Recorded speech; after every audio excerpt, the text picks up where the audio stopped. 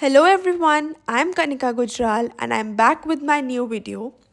First of all, I'm really very sorry कि मैंने फिर से वीडियोस अपलोड करना बंद कर दिया था एंड मुझे काफ़ी सारे मैसेजेस भी आए एंड टू बी ऑनेस्ट उन मैसेजेस की वजह से मुझे दोबारा मोटिवेशन मिली ये वीडियोस को कंटिन्यू करने की। So it was all because of my busy schedule कि मैं वीडियोस नहीं अपलोड कर पाई। मेरी ट्रेनिंग भी थी एंड जॉब में मैं थोड़ा बिज़ी हो गई थी, बट अब से मैं रेगुलरली वीडियोस पोस्ट करूँगी and I will be sharing my strategy, my mistakes and all my experiences with you all. So today's video is all about the mistakes I did during my preparation. So as you all know कि मैंने second attempt में अपने सारे exams back to back clear किए। So that doesn't mean कि मैंने कोई mistakes नहीं की, वो मिस्टेक्स मैं पिछले साल में कर चुकी थी।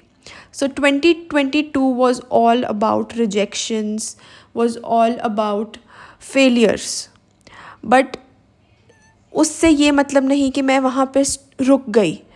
उन चीज़ों से मैंने सीखा कि कहाँ पर मैंने मिस्टेक्स करी, because we all are human beings and हम सब मिस्टेक्स करते हैं। हमें उन मिस्टेक्स से सीखना है और आगे बढ़ना है। सो 2022 में मैंने जब अपने एग्ज़ाम्स देने स्टार्ट किए तब मैंने ये चीज़ ऑब्ज़र्व करी कि मैं कुछ मार्जिन से ही रह रही थी। सो दैट मीन्स कि मेरी प्रेपरेशन 95% सही है, कुछ माइनर चीज़ें हैं जो मैं गलत कर रही हूँ, जो मुझे ठीक करनी है और मैं एग्ज़ाम्स डेफिनेटली क्लियर कर सकती हूँ। सो ये सारी मैं आपके साथ शेयर करूँगी मिस्टेक्स, इसीलिए ताकि वो आप मत करो और आप फर्स्ट टाइम में ही, फर्स्ट गो में ही आप सारे एग्ज़ाम्स क्लियर कर लो। सो मैंने ये रियलाइज़ किया कि थोड़ा मेरी प्रेपरेशन में मिस्टेक थी एंड कुछ जगह मेरी हार्ड वर्क में। तो दोनों चीज़ें मैंने 2023 में अपनी इंक्रीज़ करी end result is here in front of you all कि मैं इतने सारे एग्ज़ाम्स क्लियर कर पाई और एंड में मेरे लिए ऐसी सिचुएशन थी कि मैं बहुत ज़्यादा कंफ्यूज्ड थी, स्ट्रेस्ड थी कि मैं कौन सा जॉइन करूं।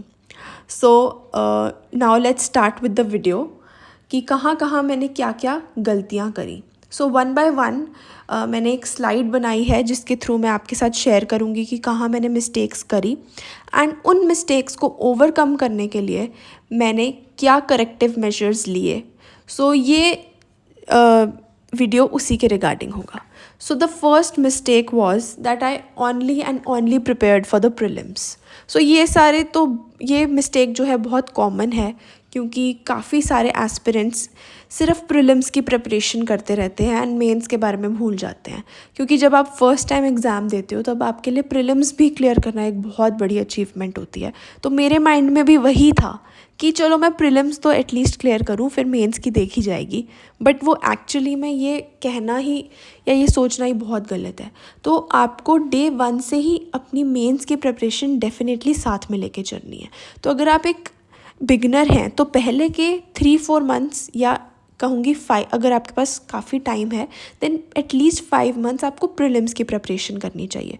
बट उसके बाद जब आपके 5 मंथ्स के बाद आपका सिलेबस कंप्लीट हो जाए तब आपको मेंस की प्रिपरेशन को भी साइड बाय साइड लेके चलना है, क्योंकि एग्ज़ाम में मेंस क्लियर करना प्रीलिम्स क्लियर करने से ज़्यादा टफ़ है। क्योंकि प्रीलिम्स पे जो हम मास्टरी ला सकते हैं वो हम स्पीड से ला सकते हैं, पर मेंस में मास्टरी लाना बहुत ज़्यादा टफ़ टास्क है एंड वो चीज़ हमें तभी आएगी जब हम प्रीलिम्स के साथ उसको करेंगे। बिकॉज जब एक बार प्रीलिम्स का रिज़ल्ट आ गया तो हार्डली 10 डेज़ मिलते हैं हमें मेंस के एग्ज़ाम की प्रिपरेशन के लिए एंड उन 10 डेज़ में ऑल टुगेदर न्यू प्रिपरेशन करना is very tough.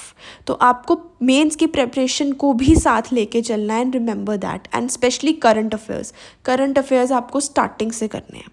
Second was that I did current affairs in a wrong way.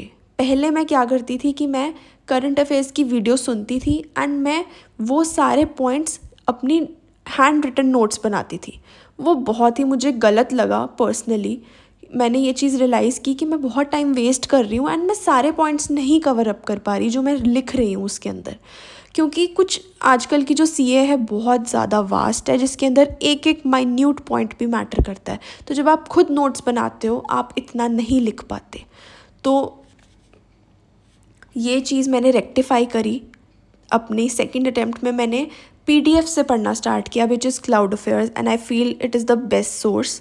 और भी सोर्सेज हैं उसके at par, so that doesn't mean कि सिर्फ वही है, बट हाँ मैंने उससे पढ़ाई करी है, सो आई नो उसकी कितनी प्रॉपर उसके पॉइंट्स हैं, एंड उससे पढ़ के जाओगे तो कुछ भी आउट ऑफ सिलेबस नहीं लगेगा।